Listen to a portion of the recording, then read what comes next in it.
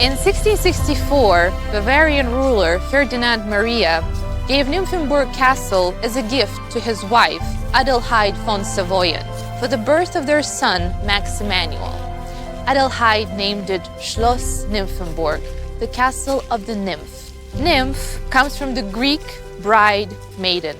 It seems like back then, and still today, to be a wife and a mother is the proven recipe for a good life as a woman. I wonder if this is the only way. I did not see that many inspiring female role models around me. Yet I felt there must be more to life than a traditional role of a woman as a housewife or an underpaid employee. So when it comes to women who've achieved something extraordinary with their lives, this always fascinated me. How did she do it? How did she make her dream come true herself? What is her own way?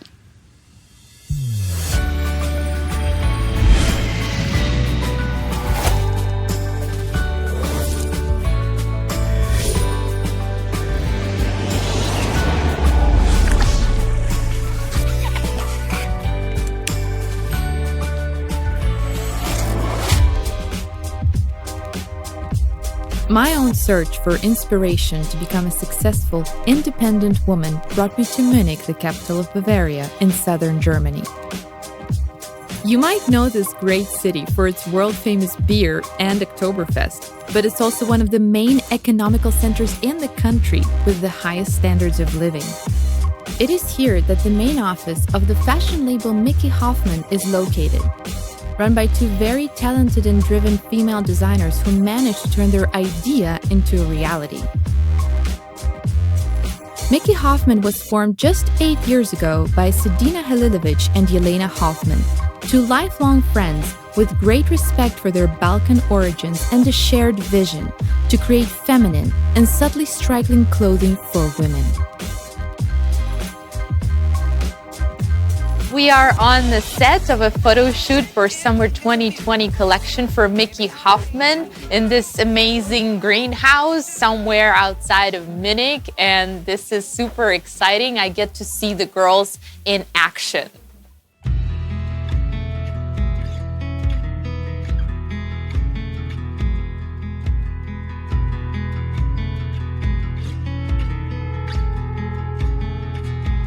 Well, I find this super inspiring, just how much work goes into one collection. They started working on this in February. It's May, and it'll only be released in November. And these two beautiful, fragile girls are like the bosses of the set. This is very impressive.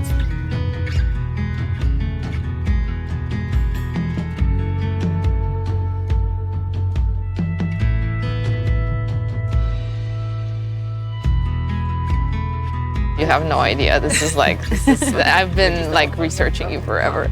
And yeah, this new collection, what inspired you to do it? Yeah, it's the Spring-Summer 2020 collection. And it's actually going quite well regarding the circumstances. Yes, yeah. It's like really cold. It's a bit tough. Yeah. The girl is freezing, but we're pushing it, and I think the result is pretty good. It looks really good. But it's a bit tough.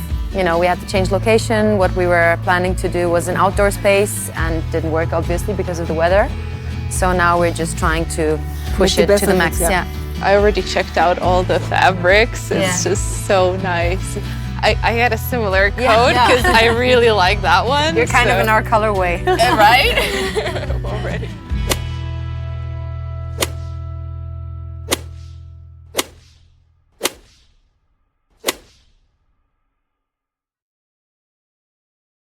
Hi. Hey. Nina. I'm Jelena. Nice to meet you, Nina. Hi, welcome. Hi. Nice to meet you. Nice to meet you. Okay. Welcome. Glad you made it. Thank you. I am super happy to be here finally. It's been a while. Let's walk you around. Let's show you show me. our world. Show me where the magic happens. This is our showroom where we basically hold all our meetings with our team and also with our clients, and We also do some buying appointments here, like with important clients, because we have time and space, and we can, commit to them a little bit more. And you can impress them there and then. This is basically a mood board, but not about a certain collection, rather about us. If we meet with new partners, this is what we basically show them first, because you get a very good impression of who we are and what we're all about. And it's always what we're all about. Feel free to have a closer look at the collection. Oh yes, and, yes. I would like to know what you think about it. And I want to try something on. Yeah, sure. Because I am like. Go ahead. I'm not like a fashionista, but clothes. It's for girls.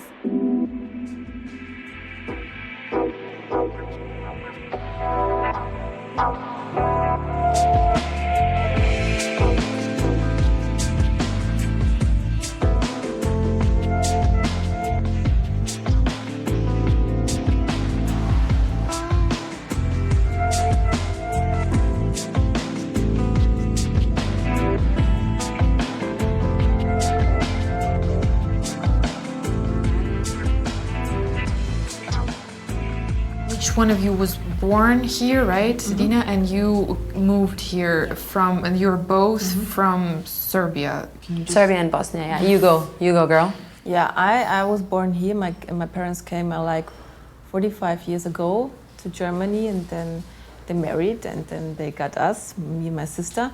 Yeah, and I was like classical. I went to school, and preschool, and high school, and university, and that is where I met Jelena. I was born in Belgrade, in Serbia, and I finished the first grade of school, preschool in Serbia, and then me and my family, we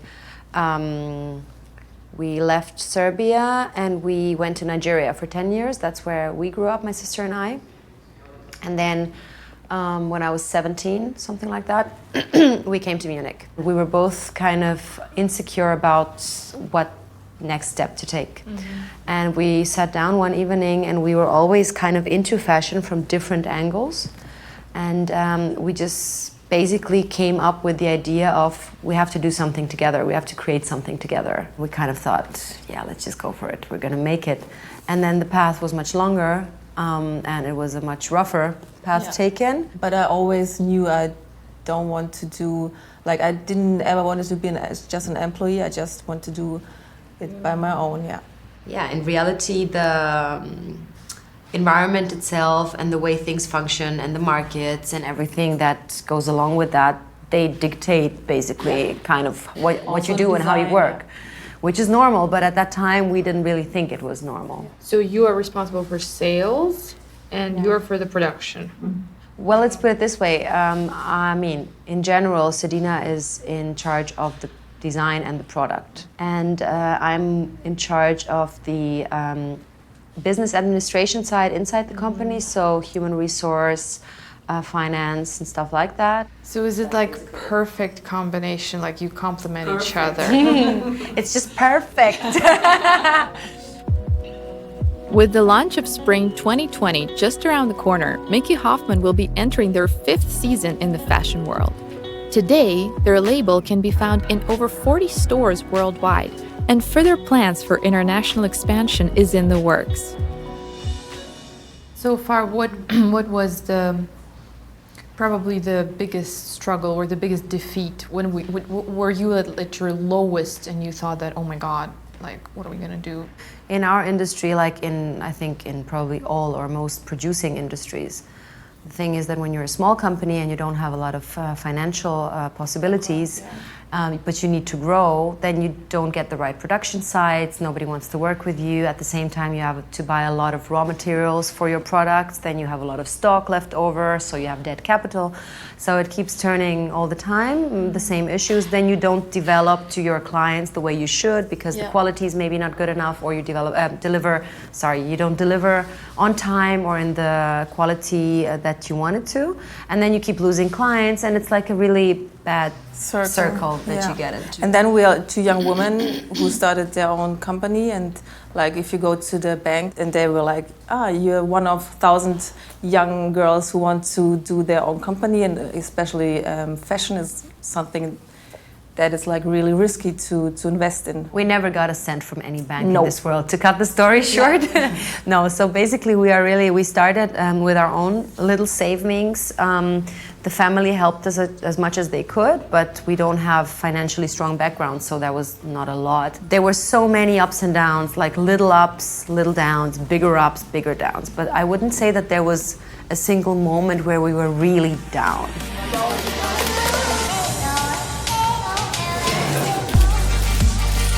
Driven by the desire to be their own bosses one day, Sedina and Jelena took odd jobs during the day and spent their nights designing in Jelena's parents' attic.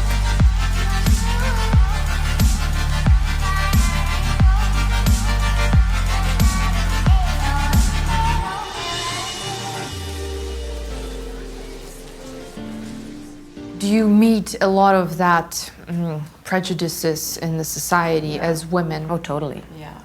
Yeah, especially when you're good looking and you're young and you just left the university and then you like want to do something by your own. It's like, oh yeah, just do it, and then we'll see you in 1 year, and then you will be an employee or something somewhere else, or married, or have 3 kids. I don't know, something like that. Yeah. It became really bad when we became mothers, because I will never forget. I was quite pregnant, and I was at a birthday party, and there was this society of people that are quite rich, where the men work a lot. The women do work, but then when they get the 3rd or 4th child, they stop, but you know, they stay at home, and this is all kind of normal in that kind of society, in this very rich Munich society. And they kept asking me, oh, so when is the baby coming, blah, blah, blah. So what are you, and then you're gonna stay at home? And I was like, no, I'm gonna go straight back to work. And they were shocked. They were like, how can you do that to your child? And I was like, oh, come on, like in France, they do it all the time, for example. That's the way we did it. Like, we do have support. But sorry to interrupt you, that came from other women. It came from women only. Not from men, but just from other women. And I was like, okay, but what's the problem? And I don't understand it, because you're also a woman, you have children, so you know the problems. When we found the company, I was pregnant. And we were really struggling, because nobody knows what will happen. And then I got the child and my son, and then it was like, okay, now you have to manage everything. You have to manage your child, and you have to manage your new founded company. So it was like really a struggle to do both, similar. The society kind of doesn't allow you to. You know, you don't have child care, at least in our society, we don't have enough child care. Until today, I'm fortunate enough that we do earn money, and we work, and I can afford a private kindergarten. But I never got a space in a state-supported kindergarten, for example. So the state doesn't want a woman like me to go and work.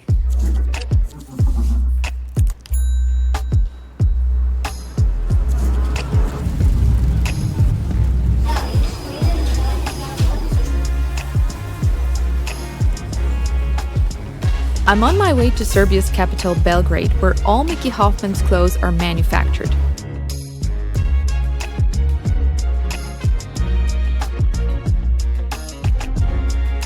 I've heard so much about this place, so it's very exciting to be here. I am here to visit the factory of Mykke Hofmann and discover one more ingredient to their success and what makes them so special. Also, I want to see for myself what people and life is like in Serbia. It's amazing to see how this city and its people remain resilient after enduring countless wars throughout history and having to rebuild time and time again. The girls invited me to their local beauty salon, where it's common for women to socialize and share their secrets. Oh my God, I was told by a few people when I was in my 20s, if you're not married by the time you're 25, something's wrong with you. That's what I was told. I was never told, but I thought it would be that way. Oh, didn't happen then. Yeah. Yeah, because maybe some of your friends were told, right? Maybe. Jelena, when did you start modeling? Quite late, like with 18 or something. Yeah, me too. Me too, quite late. And that's when I was told the first time. I never had weight issues before, but it was the first time I was told that I'm too fat. Were you told something like that? Not directly, because Yes, by my friends. No, I'm joking. No, by the time I started modeling, I was doing really commercial jobs, so it was better not to be too skinny, but I was always by nature quite bony, you know what I mean? Yeah. I was never skinny in terms of that I had to eat less to maintain skinny. It's just my structure. My mother is like that, my sister is like that. But I remember one situation when Jelena told me, she was like, oh my God, you don't know what he told me. I was like in the... Oh, yeah, but that was a specific situation. Now I remember. Okay, listen, this is a funny story, actually. Yeah. While I was at university, I was studying at the university in Munich on a diploma base. So you didn't have to attend the classes. So I was traveling a lot and working. And I spent like 2 months in Bologna. Where I just loved the food. And I ate so much that I really gained like 5 kilograms in 2 months. And I think the last job I had was like some swimwear runway show or something. And I will never forget the boss of our agency at that time sitting in the front row, and his face when he saw me, he was like, like his eyes went wide and he was so shocked.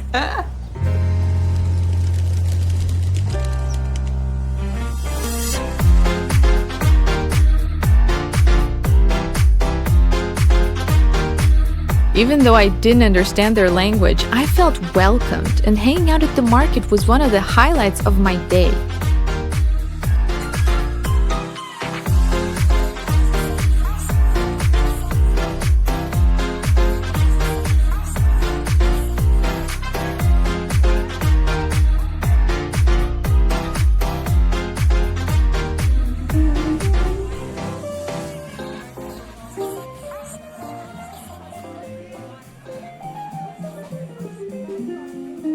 Tell me about the family values that are in Serbia, like how people get together and spend their holidays, weekends.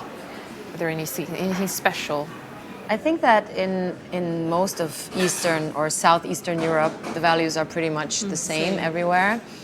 Families stick together in every sort of way. Families spend time together, really, like from grandparents to grandchildren, all generations. They don't differentiate that much, you know. If you go for lunch with everybody, you don't just hang out with your generations. You help each other out. Sorry, they even live in one house, like 3 generations together. Is it common to move away, like far away from where you're from, like? Due to the wars that we have in the 90s, that we had in the 90s, it was very common. So the people from the whole of ex-Yugoslavia emigrated a lot to other countries. A lot of them to Austria and Germany because it's still quite close, but also to Canada, to the US, and many, many different countries. These areas of the Balkans have never been still in terms of war for more than, I don't know, 30 years probably at once. So you had the Ottomans, then you had the Balkan Wars, then you had the World War I, World War II, then you had the communism, which wasn't a war, obviously, but it was still a difficult time.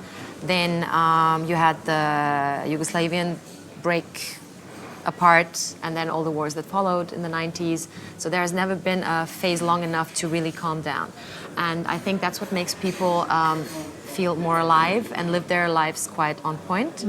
And, you know, they just enjoy the little things and try to be happy. But at the same time, there's a weird kind of depression that I feel sometimes. Really? Do you know what I mean? Like the people, they, in the deep parts of their hearts, they're kind of a bit angry about things. The infrastructure never could really recover in all these countries, you know, like we're still struggling with certain things that the whole of Europe has, and we just don't, like healthcare is still kind of not on that level that it could be.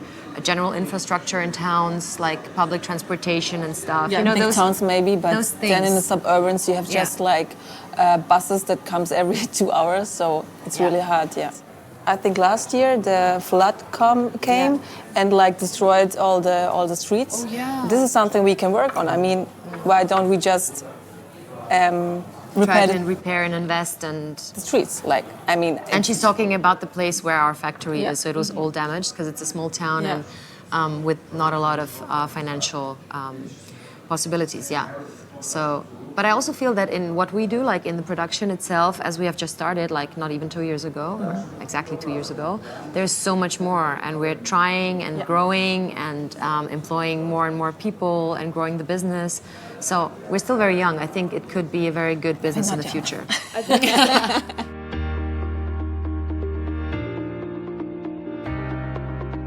Today I'm going to visit Mykke Hofmann's factory to see firsthand how they manufacture their clothes and how their work is helping the community and improving the lives of women in the region. We are in Umčari, Serbia. How often do you ask yourself where and how was your favorite piece of clothing made? I didn't really ask myself that question too often, to be honest, but this time I am very curious to finally visit the factory and see where Mykke Hofmann's designs come to life. And I really want to meet the workers and the wonderful women and seamstresses who make it all possible.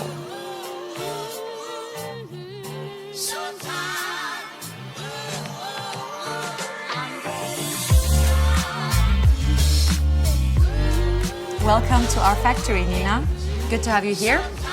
Please show me around. Yeah, we would like to give you a walk around and to explain a little bit the process of a product. This is where basically once the fabrics arrive, everything begins. And Sedina can maybe explain you a little bit more about the process Yes, of we have it. here like the first paper pattern. So you put the paper on the fabric and then you like cut it around. So here you have all the paper patterns, which our technician is preparing for us. This is how a pattern looks like. I mean, it's just a lot of paper. And is this just one for one piece? This is, I think, more sizes. Oops, you see?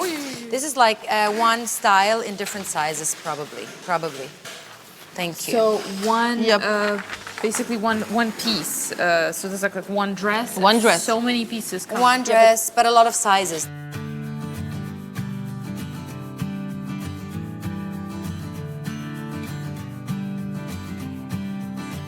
Mykke Hofmann pay their seamstresses and pattern makers nearly 30% above Serbia's minimum wage numbers, and happily too. They help organize local infrastructure, transportation for their employees, and even fix nearby roads.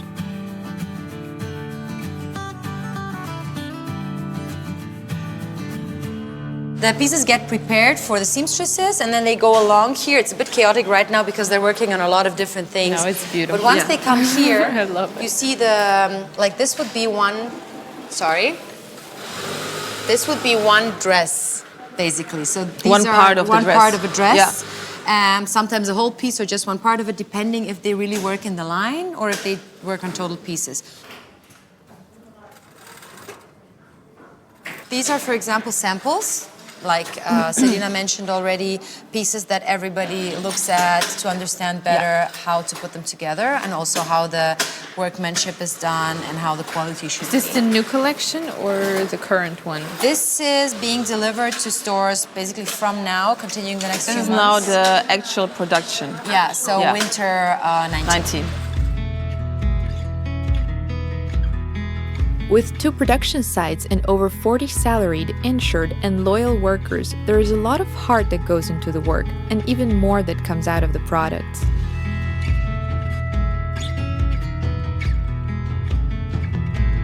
And then these are, let's say, the classical seamstresses in terms of the women that then put the pieces together. After the cutting section, then the most important because they really need to put the pieces together in a very precise way.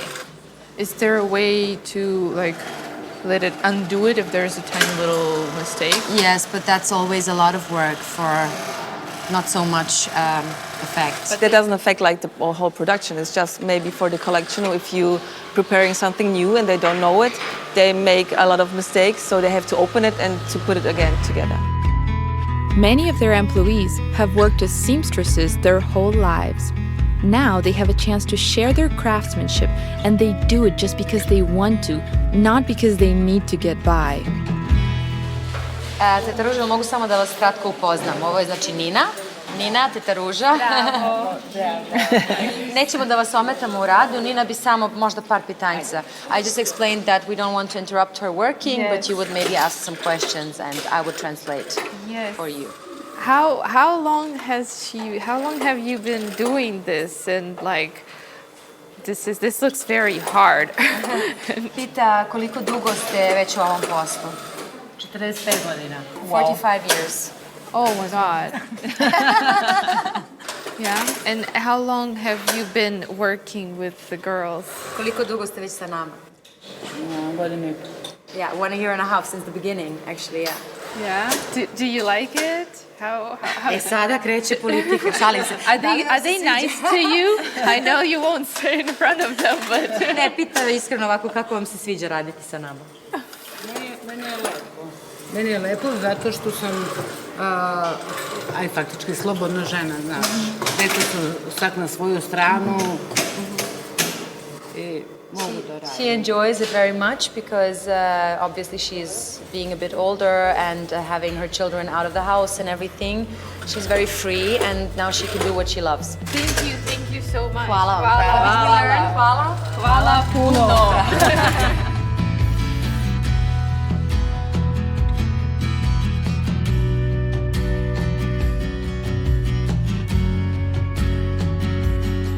Each worker embroiders their name into every single label, signifying the labor of love that goes into every piece.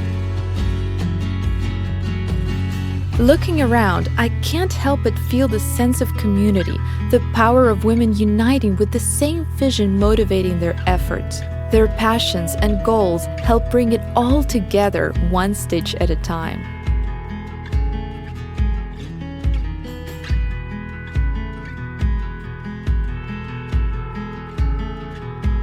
In a summary, because the whole project is about your own way, and what would you just want to say again about the way you do things? Yeah, I think you have to have a lot of passion for it, because maybe if I wouldn't have it, I would quit it after 1 year, I think, because it's like this hard. You have to have the money, you have to have the experience, you have to Have the energy. So I think if you have passion, if you really want to do it, you can do it. I think the most important thing is if you have a dream or if you have a goal or you want to do something in your life, you have to try it. I don't consider failure a big issue because, my God, I mean, you try and if you fail, then you do something else maybe. But if you don't try, you will never know if you would have succeeded. And we're still, we've been doing this for quite a while now, but now we're in a position where we really grow and learn fast, and it's super interesting. Yeah, and you always have to be thankful for everything. I mean, you're working with human beings, so be nice, be polite, and do have respect. Do what you love, even if you have no experience. Yeah. Find the right people. Yeah. Basically. Learn also. every day. Yeah. Be open for lessons. And find your way of doing it. Exactly. Yeah. And that's exactly what I think you girls did. Yeah. Then we're doing it right, I hope. Yeah, you're doing it exactly your own unique way. Yeah.